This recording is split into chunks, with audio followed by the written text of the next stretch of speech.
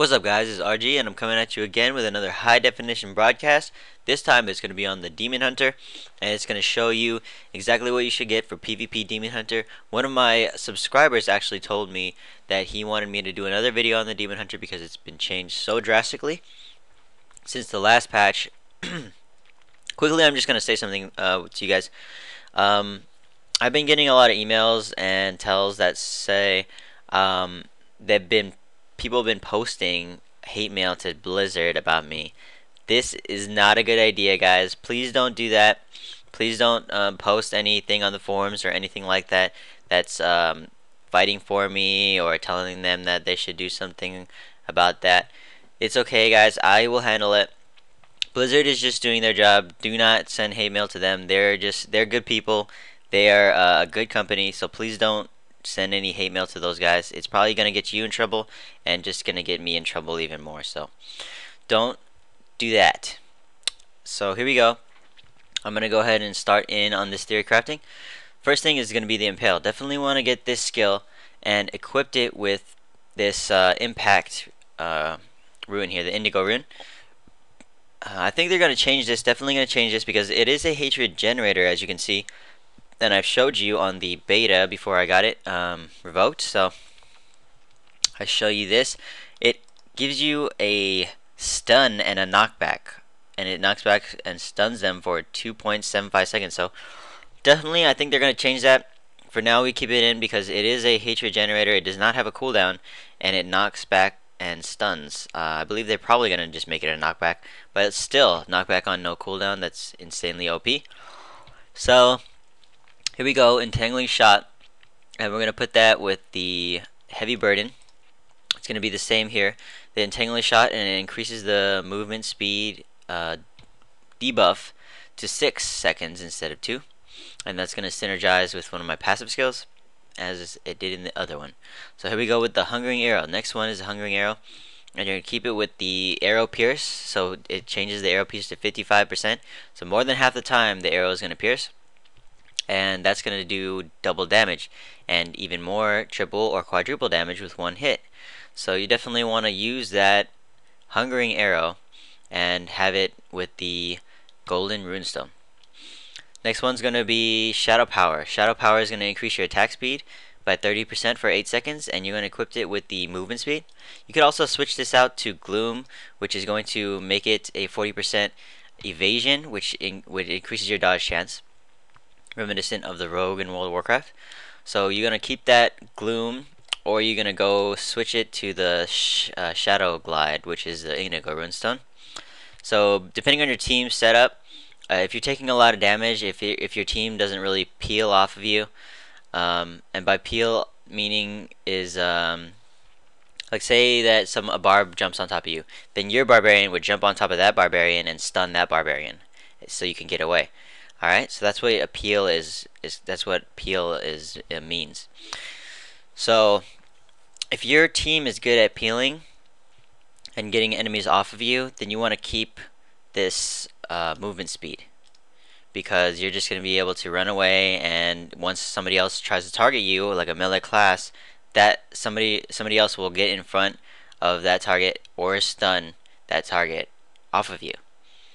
So if your team is very smart and they know they're good situational PvPers, then you should just get this movement speed. Otherwise, if you're going pugs, like a pickup group PvP, you should go dodge. So here we go, vault. Next thing is going to be vault. You definitely want to have a 55-yard range on vault instead of a 35 range. So that's going to increase your range by 20, and it's going to save you a lot of discipline. So you just need to use one vault instead of maybe 2. Also, you could use 2 vaults and it'll just be a huge amount of range that you could cover. So you want to use that indigo runestone on vault. Next thing here is preparation. You cannot. It's indispensable skill. You need this preparation with this golden runestone.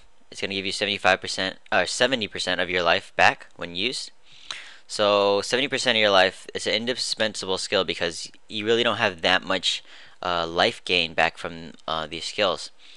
Shadow Power also has one where you can gain back 4% of your life, but I would really rather use it for the movement speed if you need it. So it's like two different skills. You have a movement speed on it, and you have an attack speed bonus on it. Rather than just having the attack speed bonus and it's like, oh, well, I popped my shadow power, I have to stay and fight now. I don't think that's useful. You need to be able to use your shadow power for two different things. You could use it as a movement speed, or you could use it as a dodge, okay? So, here we go. Preparation, definitely use the golden runestone. Passive skills. This first passive skill can be switched up. You can either get sharpshooter, you can get tactical advantage, which is going to give you 60% move speed for 2 seconds after you vault. You can get thrill of the hunt, so every 10 seconds your next bow attack will immobilize your target for 3 seconds. This has actually changed. It used to be your next basic attack, so that's why I didn't highlight it before. Because you're never going to use basic attacks, you're really going to use just your hatred generators. So this is actually pretty good. Every 10 seconds you immobilize your target. So I really don't think it's like hugely that great. If that was me, I would get either sharpshooter, tactical advantage, vengeance, because the hatred generation, your maximum hatred, I meant, is increased by 50. So increase 50 hatred is always good. That's another 5 hungering arrows. Alright, so let's see what else. You could use steady aim, but the whole thing is that it says no enemies within 10 yards, so you could be like a dog from a witch doctor, and that'll be nullified, so don't get that. This one, brooding, is also a viable skill for it. So if you have not taken damage in the last 5 seconds, you gain 2% of your maximum life per second. You could use this with shadow glide, because you wouldn't want to get the dodge and that, because the dodge is only 40% and you're probably going to take damage from that. So if you're going to use this skill, brooding, you want to go for the shadow glide. Alright, so next one that we can use, that's about it. So what I would use here is sharpshooter, the tactical advantage, vengeance, or brooding. Alright, so right now I'm just going to switch it to this sharpshooter just because it's a good skill. Call of the week, it says damage against slow enemies increased by 20%. You definitely want to entangling shot them and slow them down. Alright, so one of the mottos here is to keep them in their place and shoot them in the face. That's one of the mottos for the Demon Hunter, alright? You want to be able to keep them slowed and keep them debuffed with a slow, or stunned with the impale, knockback. So you want to keep them immobilized as much as possible and shoot them in the face, pretty much. So you're getting that slow, and remember I equipped it with the +6. It's 6 seconds of the duration of the slow instead of 2, so you only need to entangling shot them once. Then you can either build up more hatred with your impale, or just blast their face with hungering arrow and use your shadow power. So use your shadow power, you have movement speed and you have increased attack speed, and you can start kiting them. And by kiting them, I mean running away from them and attacking them at the same time, so that 1, you're not getting attacked, so you're nullifying their damage. 2, you're wasting their time, they're wasting their time targeting you. And 3, you're damaging them, so they're actually dying while they're wasting their time. So that's what I mean by kiting. You could also do it with a melee character. And how you would kite with a melee character is you would slow someone or stun them, and then if they're still targeting you, then your friends could actually attack that target while they're targeting you. So that means that he's getting his damage nullified, as well as you, because you'll be a melee character. Unless you're like a barb and you throw your little like ranged axe at him or whatever. So you're pretty much kiting them, and the your team is actually killing them while his damage is getting nullified or weakened. So that's what kiting is. So you want to be able to do that with slowing them and shooting them. The next one is going to be discipline. So it's gonna focus on 20% less discipline. Okay, so it reduces the discipline cost of all skills by 20%.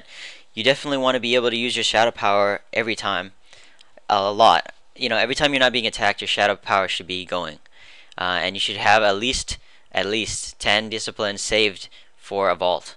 So use your shadow power until you have 10 discipline saved for a vault, and then when your shadow power goes up to 30 again, or your discipline, sorry, your discipline goes up to 30 again, you can use your shadow power again. So you always want to save 10 for the vault, because you want to be able to get out.